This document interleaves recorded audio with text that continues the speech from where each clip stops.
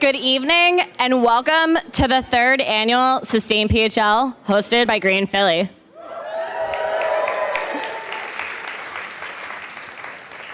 You know, they say the third time's a charm, but I really think our charm is due to the amazing people who helped put this event together. So first and foremost, thank you to my committee who's been working very hard for months to put this event together.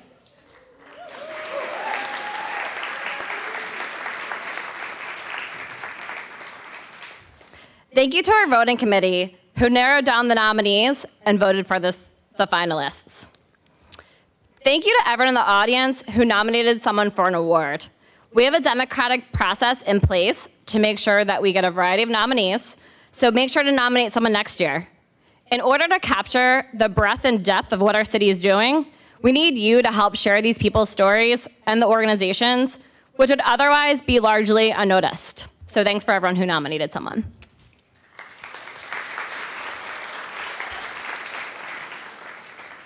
Very importantly, I hope you all had a chance to sample the delicious local fare out there and specialty drinks during the cocktail hour. And don't worry about your impact tonight, because it's actually a zero waste event, thanks to 12th Street Catering and Circle Compost.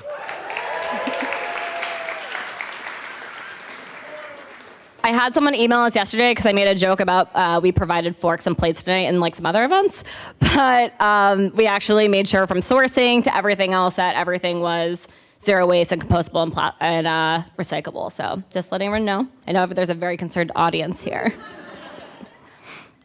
Hopefully you got a chance to learn something during our Munch and Learn and maybe even sign up for a home solar assessment. Thank you to our sponsors who have donated their time, goods, and capital. A special thank you to sponsors who have helped us from year one, like our 3-year silver sponsors, TD Bank, whose other efforts are also include the street trees you see through Tree Philly all throughout the city.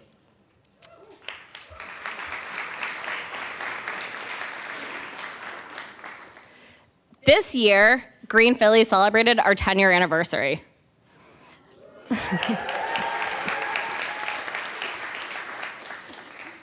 I started after I was a teenager, for the record. But over the past 10 years, I've learned a few things.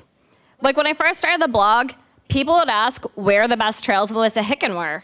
I would immediately ask my friend Google, where is the Wissahickon? But now I'm proud to say that I'm a member of the Friends of Wissahickon, which is another one of our Munch and Learns exhibitors tonight, and I hike there all the time. I have some good trails now. Readers have asked me about every household item and if it can be recycled. So we finally created an easy-to-read, downloadable recycling guide. And if you didn't get one, you can get one at the Green Philly table for you tonight. No worries. And over the past 10 years, I've also learned about sustainability in other cities too. Where Philadelphia is a leader and where we can learn from other cities. That's why I'm really excited that we're launching a podcast, which is City Rising, with our friends at the Green Program.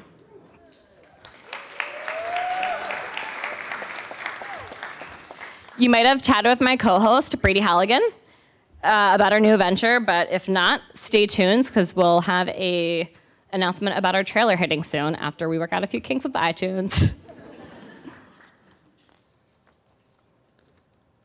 Regardless of the tree hugger stereotype, sustainability isn't for one type of person. I know we all define sustainability a little bit differently, so I wanted to get a more general consensus. I asked my most trusted friend, Siri. Her definition was a little bit long, but sustainability is working together to maintain a balance now to avoid compromising the future. Sustainability for all of us is an evolving goal. As co-founder of Green Philly, I continually want to evolve what we're doing for the city and its citizens. I started SustainPHL to uplift the people doing the work, for people who are making a difference, who deserve more attention and recognition, and to bring together organizations that could maybe even inspire each other and have more collaboration. So I like to share one of my favorite African proverbs, which I think is appropriate. If you want to go fast, go alone. If you want to go far, go together. SustainPHL is a night where we get to celebrate the diversity of sustainability in Philadelphia, where one local group, CUSP, has avoided talking about the doom and gloom of climate change, but instead made learning about climate change fun, not climate change itself.